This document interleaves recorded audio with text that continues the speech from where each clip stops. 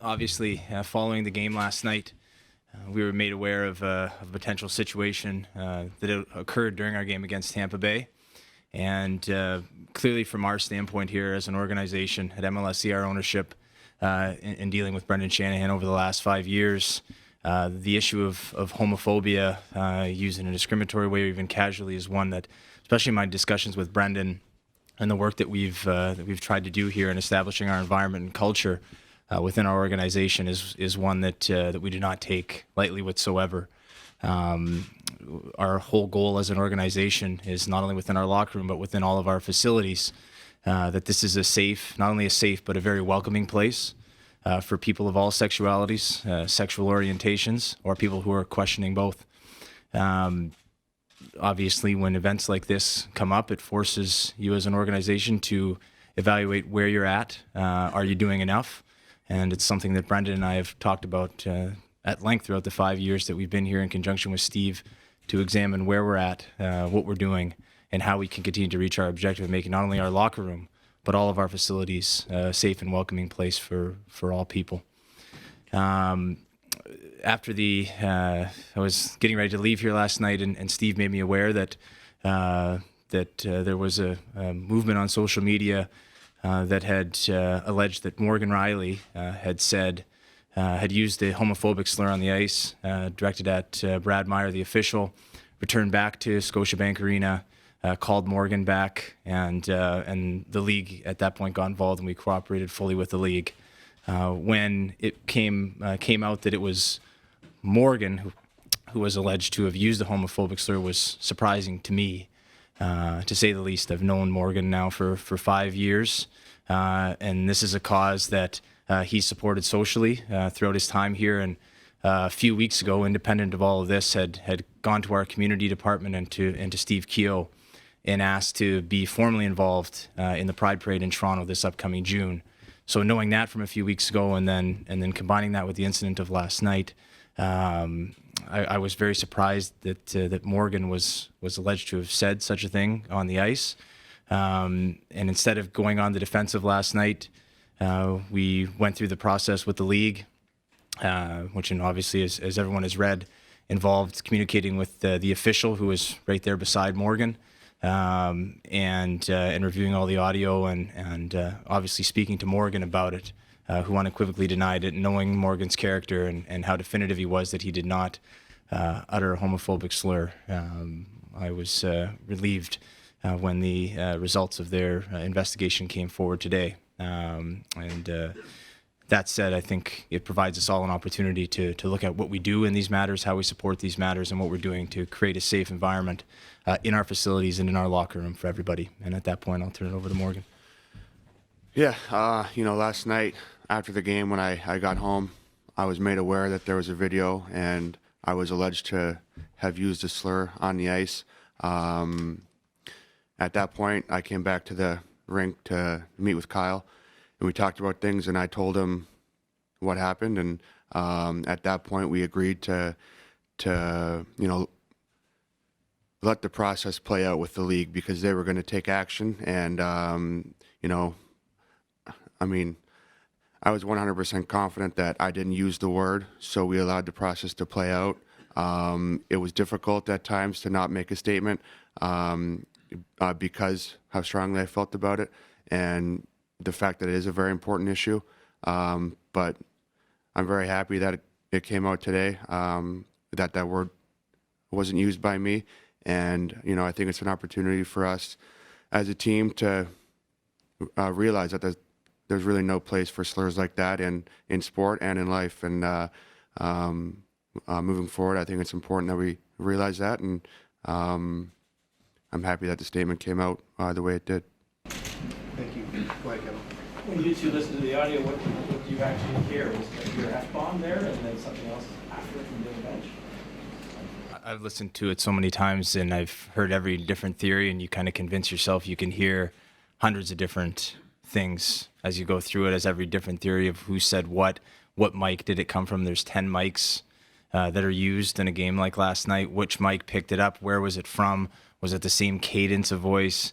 Like, it's a difficult thing to discern what was said. I think rather than getting into figuring out what was said and what wasn't said, even the thought that someone in our facility or on the ice for either team could think of saying that in our building gives us a chance as an organization to ask, are we doing enough? What can we do more to make sure that that's condemned here and not going to be welcome? So rather than get into who said what or what did we hear, I think we can say we heard a million different things, but if we focus on the issue rather than divert to what an investigation shows, I think we'll all be better off. Do you think it came from the ice, or do you think it came from the stands? And Morgan, did you hear it? I didn't hear it. You know, I know that I didn't use that word and I didn't hear it during play, but I did listen to the video.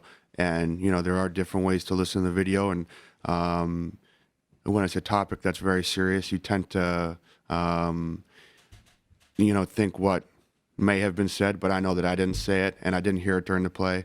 And I'm not sure whether it came from the ice or not. Either way, that word, you know, has no place in this building. This is, you know, a team that wants to be, you know, very involved with the community and the movement. And I mean, like I said, I didn't say it. Can you just tell us a little bit more about the investigation itself, how you determined that Morgan didn't say it apart from his testimony? Sure. I brought Morgan in. So when I first saw the video and Steve sent it to me, I was in the parking garage getting ready to drive home, and when you see the quote, I don't know who it was on Twitter that created. That's how it all started. And when I saw what they were alleging the quote was, and I heard it, the video, it's easy to jump and say that's what it was. And then my initial response after watching for the third time was, the referee, whom is 5 feet away from Morgan and looking directly at Morgan, and Morgan looking directly at him, is the one who knows what happened. Because last week at the general managers meeting in Florida, we went through this exact topic of issues of racism, homophobia, or grotesque comments made by players to officials or to one another on the ice, and having no place in hockey and to be addressed with the team.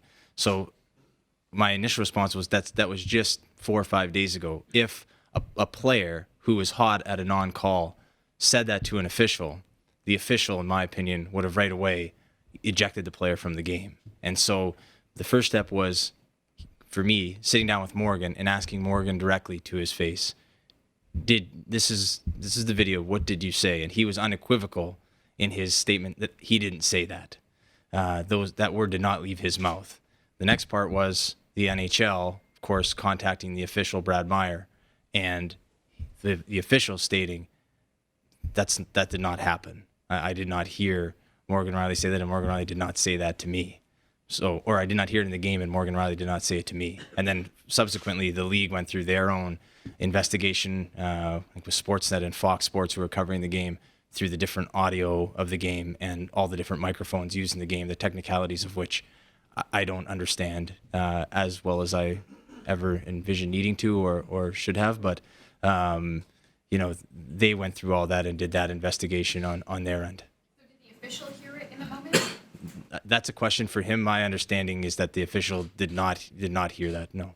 But that's, again, I don't want to speak for Brad Meyer or for the NHL on that. That's a question for them. This is for both of you, Lynn. You both said when it immediately came out that you wanted initially and emotionally to make a statement, but you let the process play out. How difficult is it to separate yourselves from social media where, in a lot of ways, you know, people sometimes presume you're guilty before you're declared innocent? Yeah, I think your first reaction is that, I mean, you want to make a statement to, you know, help yourself to, you know, make it clear that what's being alleged isn't true.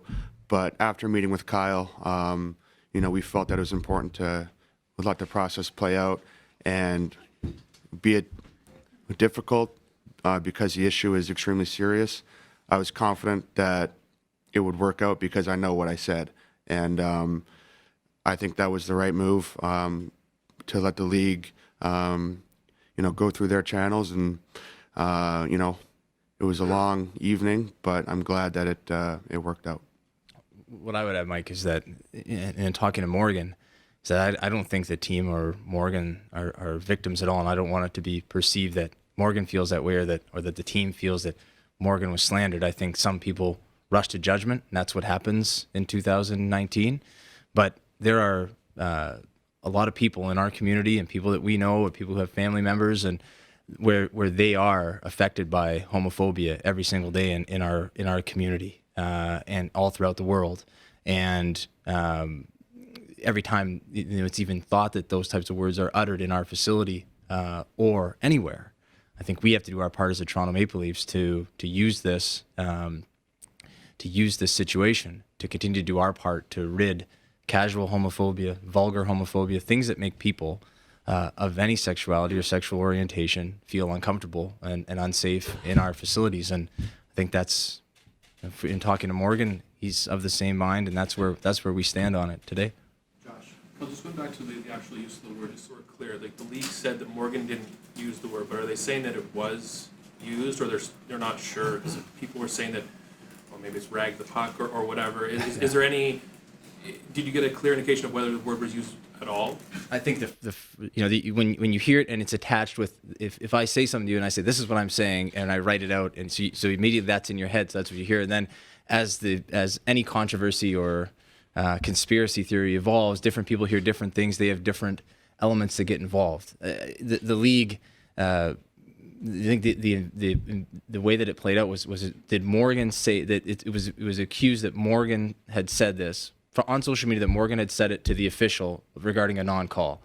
The official said Morgan did not say it. Morgan said he did not say it. The audio does not pick up Morgan saying it to the official. And even though I can understand why you jumped to that conclusion, and many people did, that's more of a question for the league. I think as everyone in this room probably has listened to it, you can hear a few different things as different things get developed. I think, again, rather than disputing what was said and what wasn't, I think the focus should be, if it was said, how horrible it is, and even the thought of someone saying it in our facility should be the focus. I think whether it was said or not said in this facility last night, I think even the thought that it might have been said is enough for everybody in the room to do their part and confront the matter. Do you say something to the referee in the heat of the moment, and in the bigger picture, is there another underlying thing here that in this day and age you have to be careful whatever you say because it's picked up by a lot of people?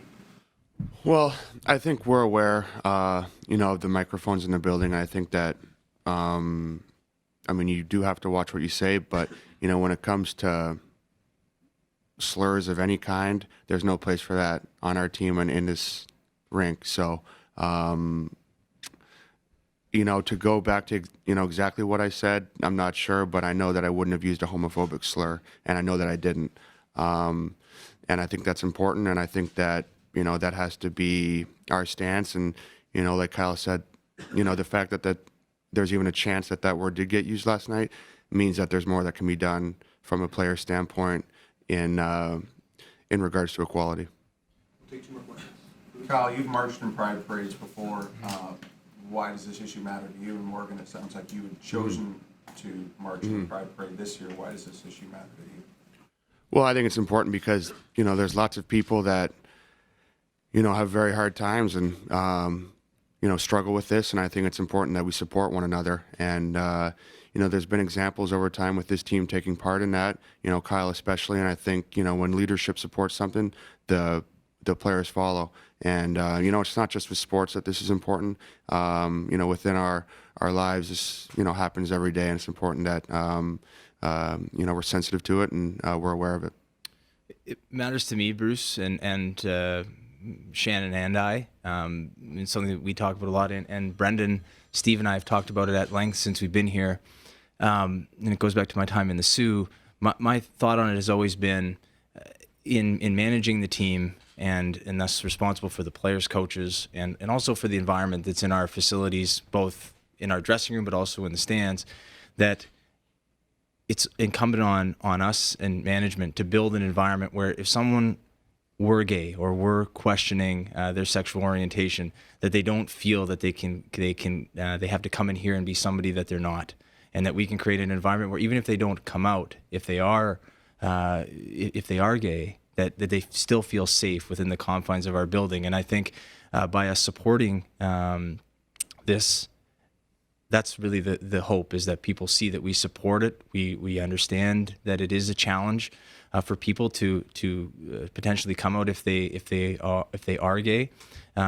But our goal as an organization, and it predates me with talking at length to Brendan since we've been here, talking to Steve and everybody, is that it's more about the environment that we're creating for everybody. That if a homosexual or bisexual or transgender fan walks in the rink, that they feel welcome here and safe here. If we have a player who's contemplating what their sexuality is, that they feel safe here and they can be themselves here. So that's why the cause matters to me, and I think that because of our role in the community and in the country as the Toronto Maple Leafs, we have a unique opportunity to be proactive and to take a stance on the matter. And all of that said, I think we have to continue to do more on the matter.